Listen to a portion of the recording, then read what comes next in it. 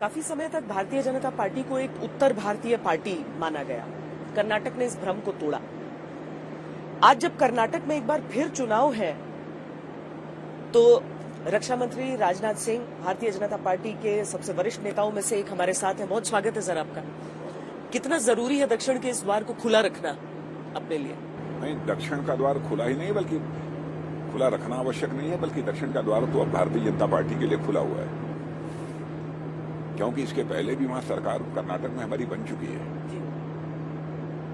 आंध्र प्रदेश और तेलंगाना में भी, वैसे आंध्र प्रदेश तेलंगाना जब एक साथ था तब भी भारतीय जनता पार्टी की वहां पर एक अच्छी खासी लोकप्रियता थी। हाँ, यह बात सच है कि हम वहां पर गवर्नमेंट नहीं बना सके।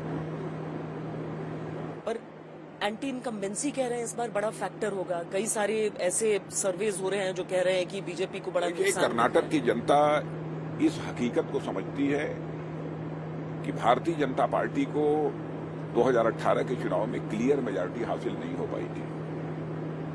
इसलिए पहले 6 दिन के लिए येदियुरप्पा जी मुख्यमंत्री बने। फिर जो तीसरे नंबर की पार्टी थी जेडीएस, 18 महीने के लिए कुमार स्वामी के नेतृत्व में उनकी सरकार बनी। तब फिर जाकर जो है फिर भारतीय जनता पार्टी की सरकार बनी थी। तो जो पूरा समय मिलना चाहिए भारतीय जनता पार्टी को काम करने के लिए, वो पूरा समय नहीं मिल पाया था। लेकिन फिर भी चाहे येदियुरप्पा जी का नेतृत्व रहा हो, चाहे आज बसवराव जी मुंबई का नेतृत्व हो, भारतीय जनता पार्टी ने जो कुछ भी विकास कार्य वहां किया है उसका प्रभाव कर्नाटक की जनता पर स्पष्ट रूप से देखने को मिलेगा। तो क्या ये स्पष्ट है कि मुंबई ही चेहरा होंगे?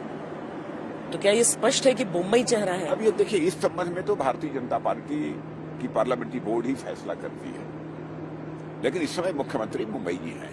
जी, एंटी इनकम्बेंसी, इसके साथ आपके बड़े नेताओं का छोड़कर जाना कांग्रेस की ओर, ये चीजें नुकसान नहीं करेंगी? देखिए, हर चुनाव में ऐसा होता है, प्राय 1-2 नेता इधर उधर, किसी को टिकट नहीं मिला अथवा अन्य कोई दूसरा कारण रहा, उसके कारण छोड़कर इधर उधर जाते रहते हैं। लेकिन भारतीय जनता पार्टी की सेहत पर उसका कोई प्रतिकूल असर नहीं पड़ने वाला है। बाकी राज्यों में बीजेपी का जो छवि है और जिन मुद्दों को आप सामने रखते हैं, कर्नाटक में उससे उलट आपके जो विरोधी हैं आपको उन्हीं मुद्दों पर घेर रहे हैं। जो 40% का आरोप लगाया जाता है, भ्रष्टाचार का जो आरोप लगाया जाता है। देखिए, देश की जनता इस मामले में पूरी तरह से आश्वस्त है कि भारतीय जनता पार्टी में इस समय मोदी जी का नेतृत्व है। भ्रष्टाचार करने का कोई दुस्साहस नहीं कर सकता है, क्योंकि जब से हमारी गवर्नमेंट आई है मोदी जी के नेतृत्व में, पिछले 9 वर्षों के अंदर आपने देखा होगा, न तो किसी मंत्री के ऊपर कोई भ्रष्टाचार का आरोप कभी लगा है, न हमारी सरकार के ऊपर कोई भ्रष्टाचार का आरोप लगा है। इसलिए भ्रष्टाचार के सवाल को लेकर देश की जनता पूरी तरह से आश्वस्त है कि मोदी जी हैं और उनके संज्ञान मेरी बात आ गई तो किसी भी सूरत में भ्रष्टाचार नहीं होने देंगे। और भ्रष्टाचार के मुद्दे को लेकर Bharatiya Janata party zero tolerance, इसी पॉलिसी को अख्तियार करती है। पर ये तो सेंटर पे ना सर, कर्नाटक को लेकर तो ये किसी स्टेट में भी यदि जानकारी मिल गई तो भारतीय जनता पार्टी माफ नहीं करेगी। आपको नहीं लगता ये मुद्दा होगा वहां के लोगों के लिए? क्योंकि विपक्ष सबसे जोर शोर से इसी चीज को उठा रहा है। देखिए, अब तो धीरे धीरे हमारे प्रधानमंत्री ने, मोदी जी ने जो कुछ भी करना शुरू किया है, केवल हम भ्रष्टाचार समाप्त कर देंगे, या केवल भाषण ही नहीं देते हैं, बल्कि उन्होंने सिस्टम में बदलाव लाया है। डायरेक्ट बेनिफिट ट्रांसफर के माध्यम से पिछले 9 वर्षों के अंदर लगभग 28 लाख करोड़ रुपया लोगों को ट्रांसफर किए गए हैं। एक भी पैसा का कहीं लीकेज है, कहीं कोई भ्रष्टाचार है। तो लोगों को भरोसा हो गया है कि अब ऐसे सिस्टम बनेंगे, अथवा इस प्रकार का सिस्टम काफी बन गया है कि भ्रष्टाचार की गुंजाइश कम है। लेकिन भ्रष्टाचार यदि हमारे संज्ञान में आ गया, जानकारी में आ गया, तो मैं समझता हूं भारतीय जनता पार्टी उसे किसी भी सूरत में माफ नहीं करेगी। मोदी कितना बड़ा फैक्टर है? मोदी कितना बड़ा फैक्टर है? देखिए, हर चुनाव में उनकी लोकप्रियता का लाभ भारतीय जनता पार्टी को प्राप्त होता है।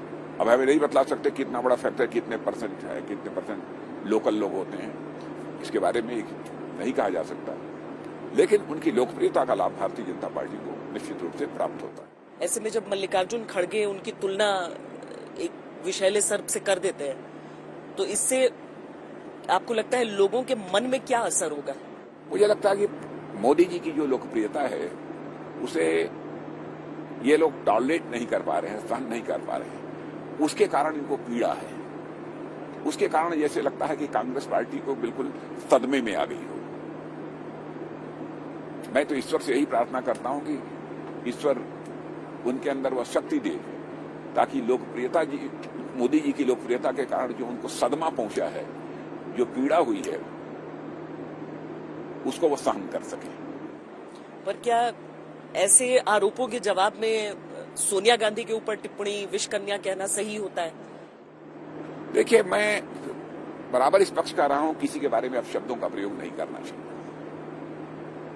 और मैंने कभी किसी के संबंध में कोई अपशब्द का प्रयोग किया है तो मैंने अपने राजनीतिक जीवन में कभी उसे एंडोर्स नहीं किया है।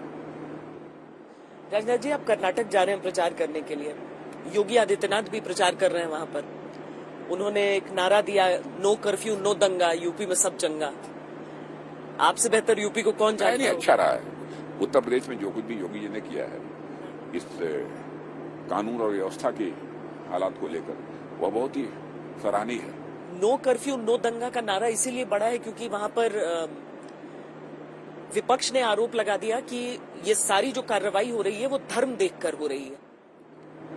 मैं तो बताऊं कि एक भी ऐसी घटना नहीं होगी उत्तर प्रदेश में जिसके बारे में लोग ये कह सके कि धर्म के आधार पर कोई भेदभाव हुआ है। इसलिए यह तर्क यदि कोई देता है तो वह बेबुनियाद है, निराधार है।